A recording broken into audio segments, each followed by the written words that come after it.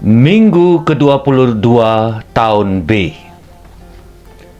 Minggu ini, liturgi menawarkan pengajaran tentang agama yang benar.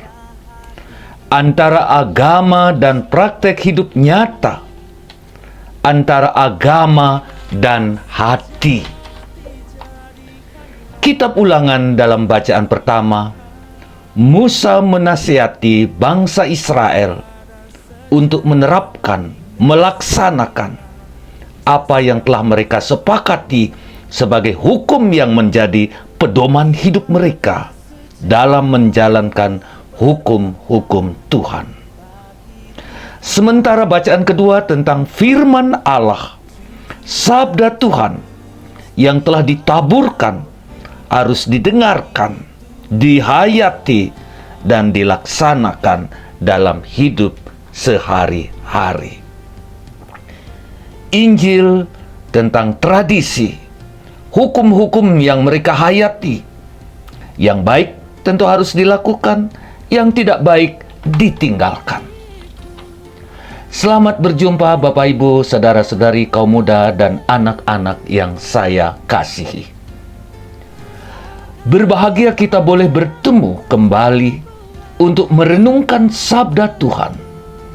Sabda yang hidup, sabda yang menyelamatkan.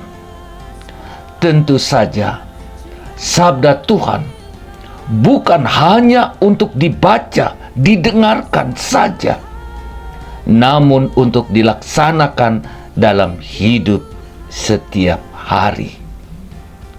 Sabda Tuhan menjadi pedoman hidup. Luar biasa Bapak Ibu. Bagaimana kabar Anda hari ini? Ada sukacita tentunya ya, kegembiraan. Meski situasi pandemi masih mengganggu kehidupan kita, banyak kesulitan yang kita hadapi, banyak musibah.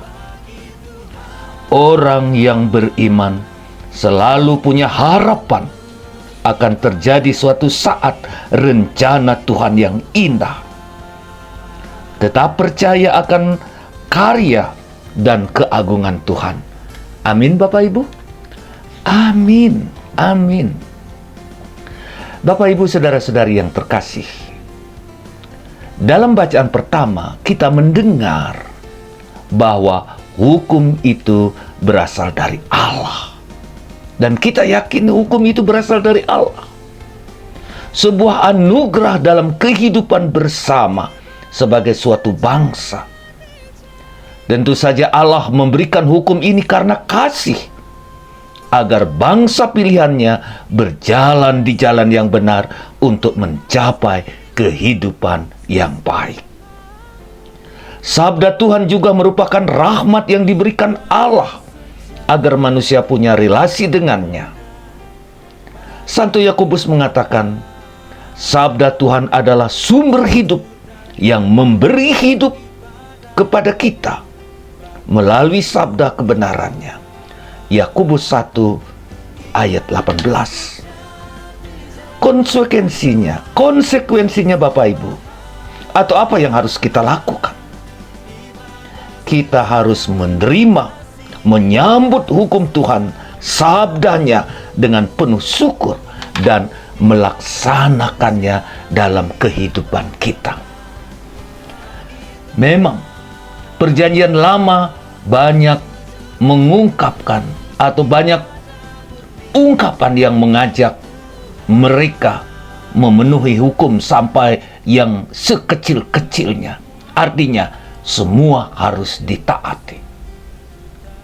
Sama dalam Injil, Yesus berkata, mereka yang mendengarkan sabda Tuhan tetapi tidak melaksanakannya, sama halnya dengan seseorang yang membangun rumah di atas pasir. Tidak kokoh kan? Ada angin sedikit sudah runtuh, roboh. Apalagi kalau ada tsunami, pasti hanyut. Sebaliknya mereka yang mendengarkan sabda Tuhan dan melaksanakannya dalam hidupnya, itu baru orang bijak. Ibarat orang yang membangun rumahnya, di atas bukit batu, kokoh tak tergoyangkan. Bila ada angin badai, artinya meski banyak kesulitan yang menerpa, dia tetap kuat berirman. Karena fondasi hidupnya kokoh. Matius 7 ayat 24-27. Santo Yakobus menekankan pentingnya untuk melaksanakan sabda Tuhan. Kepada umat ia menasihati, laksanakan sabda Tuhan dalam hidup kalian. Jangan hanya pendengar firman, tetapi jadilah pelaku firman. Amin Bapak Ibu. Amin, amin, amin, amin. Bukankah tiap hari kita mendengarkan firman? Sehari satu bab kita membaca. Dalam misa harian, dalam misa hari Minggu, meskipun misanya daring, lewat streaming. Bukankah firman Tuhan selalu kita dengarkan? Jika kita hanya pendengar saja, tidak masuk dalam hati dan tidak kita terapkan dalam hidup, apa yang kita dengarkan tidak membawa buah dalam hidup kita. Tidak terjadi apa-apa dalam hidup kita. Tidak ada perubahan, tidak ada relasi yang baik dengan Tuhan. Akhirnya apa? Semua hampa, sia-sia. Orang-orang Farisi gemar memang menambah-nambah apa yang sudah disampaikan oleh Musa yang sudah lengkap. Santo Markus mengatakan, orang-orang Farisi selalu mengkritik murid-murid Yesus yang makan tanpa cuci tangan terlebih dahulu. Mereka orang-orang Yahudi punya kebiasaan untuk cuci tangan sebelum makan. Meski mereka sudah bersih, meski tangan sudah bersih, mereka harus tetap cuci tangan. Karena ini sudah menjadi tradisi, hukum. Masih banyak tradisi-tradisi yang lainnya yang mereka patuhi. Mereka orang-orang Farisi dan ahli-ahli kitab mengkritik pedas murid-murid Yesus. Mereka menuduh Yesus, mengapa murid-muridmu tidak mentaati tradisi lama kita? Mereka makan tanpa cuci tangan terlebih dahulu. Curi dan makan gandum pada hari Sabat, itu tidak benar, kata mereka. Dan masih ada banyak yang lainnya. Yesus menjawab dengan mengutip Nabi Yesaya yang tertuang dalam kitab suci. Hai orang-orang munafik, bangsa ini menghormati aku dengan bibir, sementara hatinya jauh dari aku. Tak ada gunanya sama sekali. Yesus menegur mereka dengan keras. Kalian mengesampingkan perintah Allah untuk memberi tempat tradisi-tradisi kalian. Kalian melalaikan keadilan, belas kasih, kesetiaan. Tetapi kalian mementingkan hanya bagian luar yang kelihatan supaya dilihat orang. Kalian lakukan itu supaya dilihat orang. Bapak, Ibu, saudara-saudari yang terkasih, begitu orang hanya mementingkan bagian luar, bagian yang kelihatan, itu adalah dosa melawan belas kasih Allah.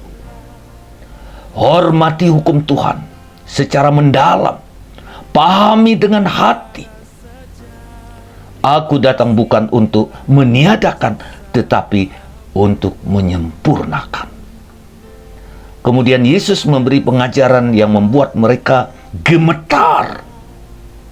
Dengarkan aku dan pahami. Tidak ada yang dari luar yang membuat orang najis, namun yang keluar dari tubuh manusia itu yang membuat orang najis. Sementara orang-orang Farisi bersikukuh tetap pada pendirian mereka. Apakah makanan yang najis membuat orang jadi najis? Untuk menegaskan bahwa makanan tidak membuat orang najis, Yesus menjelaskan begini. Makanan itu tidak masuk dalam hati. Ia masuk dan memenuhi perut manusia. Yang membuat orang berpikir negatif adalah apa yang keluar dari hati. Pikiran yang jahat itu keluar dari hati yang jahat. Dari hati yang baik keluar perbendaharaan perbuatan yang baik. Sebaliknya dari hati yang jahat keluar perbuatan-perbuatan yang jahat. Kesombongan, kecurigaan, iri hati, kemarahan, khianat, dan demikian banyak hal-hal yang negatif. Itu yang membuat orang jadi tak murni. Ketidakmurnian yang jahat yang membuat orang berdosa adalah ketidakmurnian hati. Yesus menegaskan, yang benar adalah agama hati, yang tidak mementingkan kemurnian yang kelihatan. Ritus-ritus liturgi, pakaian yang indah-indah, tetapi yang penting adalah kemurnian hati. Amin Bapak Ibu? Amin. Benar. Yesus datang ke dunia untuk membuat efisiensi agama hati. Yakobus mengatakan begini, di hadapan Allah Bapa kita, cara yang benar untuk melaksanakan agama adalah hidup dengan hati yang bersih, berbuat kasih pada anak-anak yatim piatu yang miskin, janda-janda, bermurah hati kepada mereka, tolong mereka. Dalam perjanjian lama, sering kita jumpai umat pilihan mempunyai hati yang keras, hati yang degil, hidup jahat.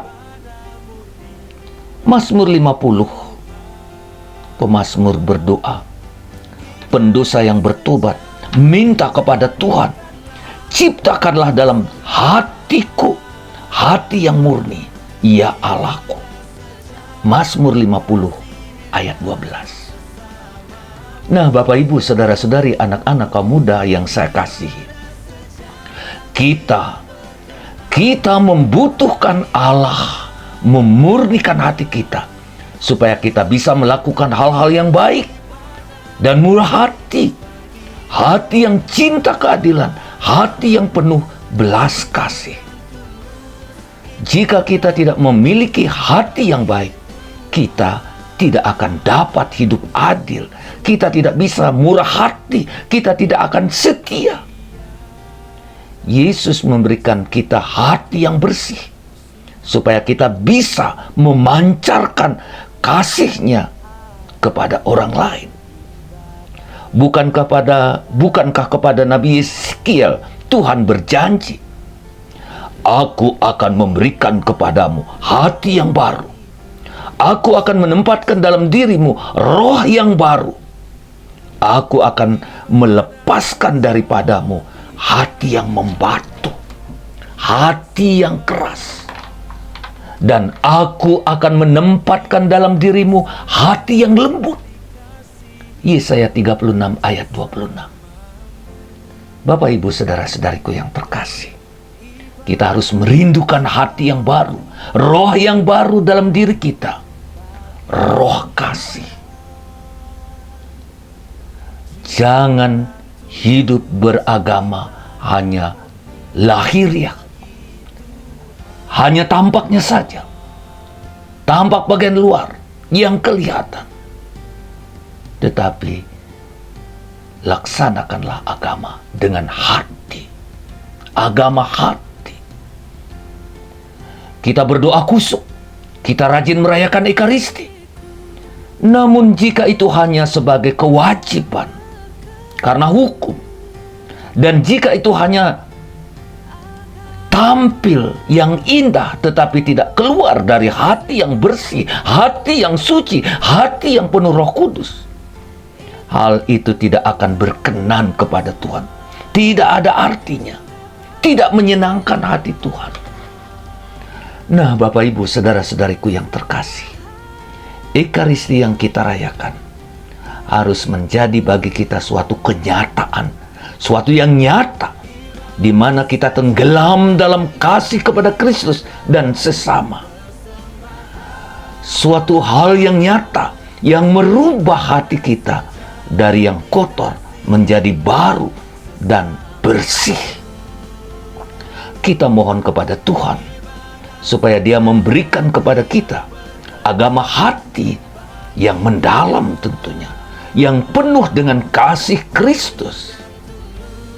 Kita juga berdoa bagi kita semua, para petugas dan pelayan Ekaristi, dan kita semua yang merayakannya, supaya kita memiliki hati yang baru, hati yang penuh dengan Roh Kudus.